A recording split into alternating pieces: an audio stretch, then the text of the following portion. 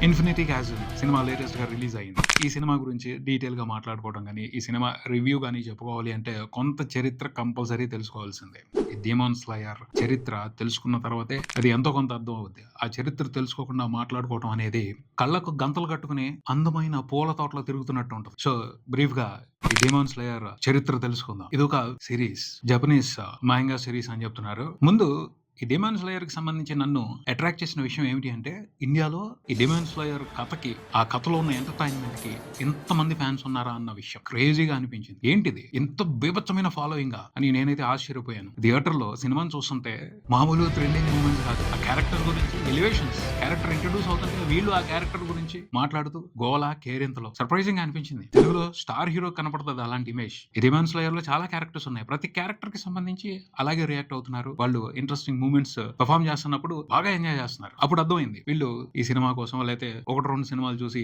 ఈ 'డీమన్ స్లేయర్‌తో' ప్రేమలో పడలేదు. చాలా లాంగ్ రిలేషన్‌షిప్‌లో ఉన్నారు అని.